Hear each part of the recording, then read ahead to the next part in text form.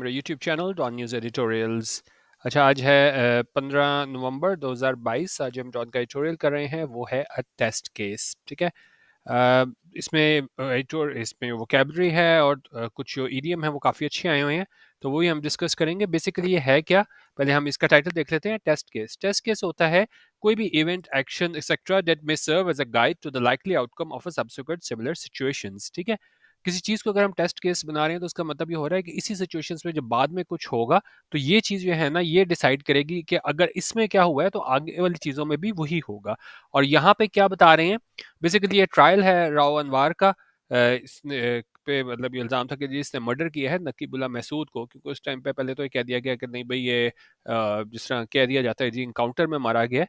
ठीक है। तो लेकिन बाद में ये है ना, इसको इसके मतलब ट्रायल हुआ है राव अनवार का, तो इसको टेस्ट केस कह रहे हैं कि भाई इसमें जो होगा ना वो डिसाइड होगा कि बाद में भी इस तरह के मतलब इवेंट वगैरह जो होते हैं, क्योंकि बहुत ज़्यादा ये चीज़ कॉमन है पुलिस में कि आप कह के दहशतगर्द करा के जो है ना आप इनकाउंटर में मार देते हो, मर्डर कर देते हो। तो ये जो ट्रायल है राव अनवार का, ये क्या है, टेस्ट केस साबित होगा। इसको हम मजीद डिटेल से देखेंगे और क्लियर हो जाएगा।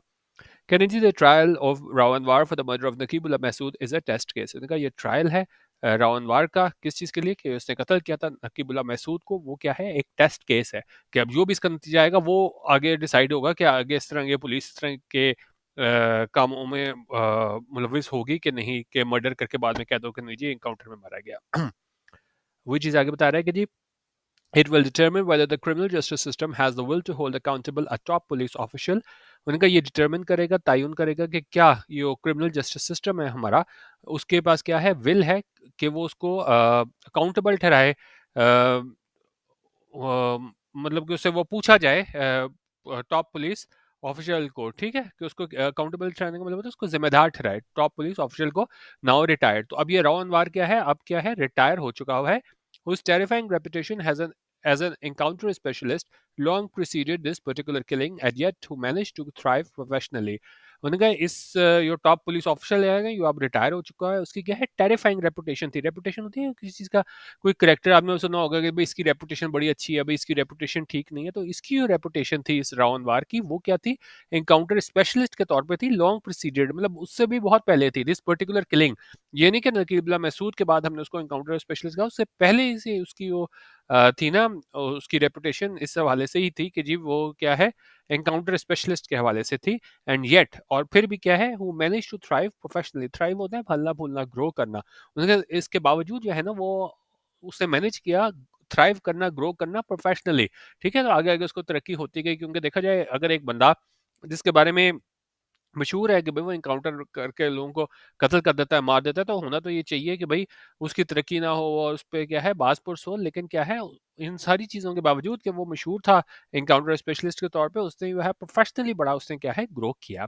अच्छा, the former SSP was accused of the extrajudicial murder of Naqibullah and three other detainees in Karachi in January 2018।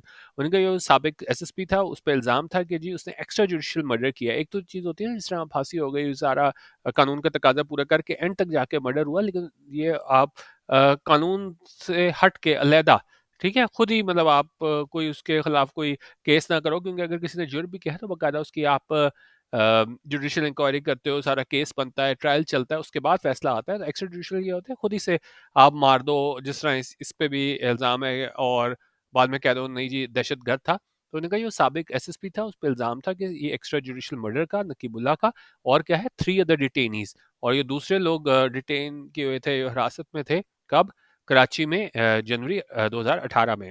अच्छा, करें जी। While the police had initially put out a predictable story of a shootout with four terrorists which had resulted in their deaths, it later emerged that one of the men was a missing person, while Nakibullah himself was no militant but an aspiring model।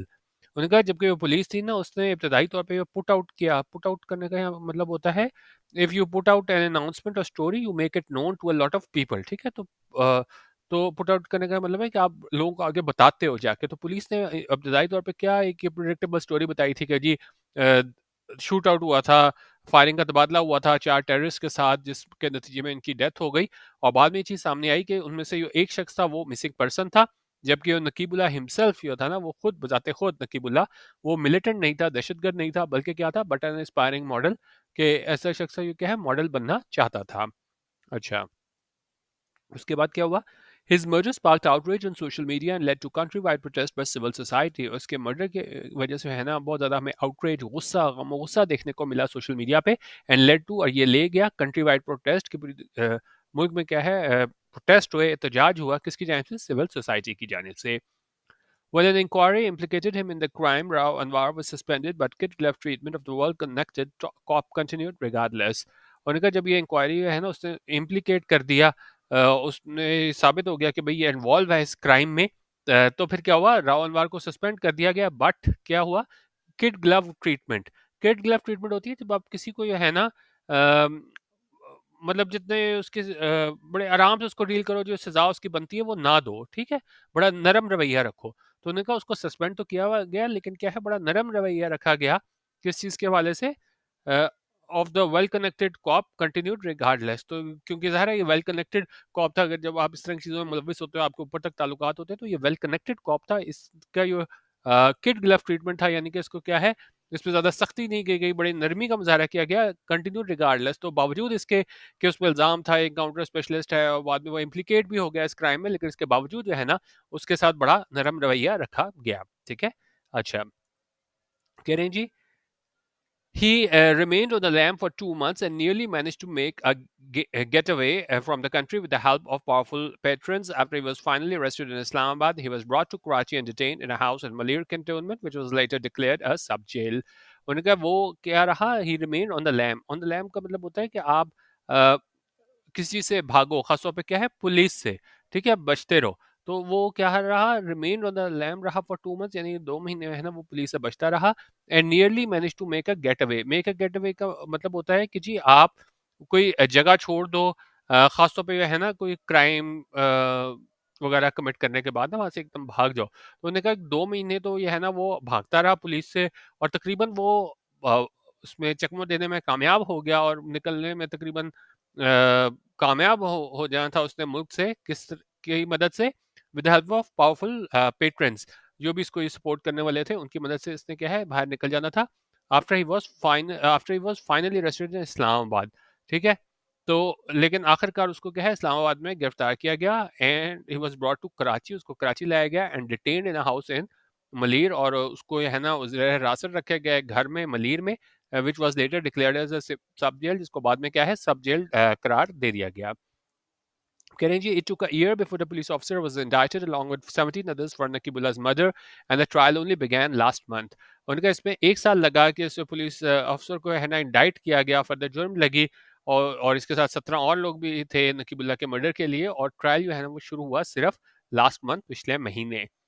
Rao Anwar has now submitted a statement in court claiming innocence and alleging that the case was rooted in departmental rivalry with other police officers. अच्छा, यहाँ पे rooted use हुआ हुआ है, वो कैसे use हुआ हुआ है कि कोई चीज जो है ना, किस चीज से डेवलप हो, ठीक है, फले फूले। तो उन्होंने कहा, जो राउंडवार है ना, उसने स्टेटमेंट जमा कराई है कोर्ट में, उसमें दावा किया है कि भाई वो बिल्कुल इनोसेंट है, मासूम है, और इल्ज़ाम लगाया है कि केस है उसकी वजह क्या बनी थी कि डिपार्टमेंटल राइवलरी थी, ठीक है, दूसरे पुलिस ऑफिसर्स के साथ, ठीक है। तो इस वजह से जो है ना, डिपार्टमेंट में मतलब एक दूसरे से जब आपके हरीफ होते हैं, आपका मुकाबला होता है, तो उसने कहा इसकी वजह से जो है ना, क्या है, दूसरे पुलिस ऑफिसर की वजह से, उन्होंने कहा जो हरीफ थे, तो उसकी वजह से उसने कहा कि जी ये सारा इल्ज़ाम लगा है, और मैं बिल्कुल क्या हूँ, मासूम हूँ, और कोई मतलब मैंने ऐसा जुर्म नहीं किया है। अच्छा जी, अब कह रहे हैं जी, the the insouciant demeanor of the accused each time he has appeared in court is striking. अच्छा, अब ये बड़ा अच्छा वर्ड है, ये मैंने खुद पहली मरतबा सुना है, ये है insouciant। इसका क्या मतलब होता है?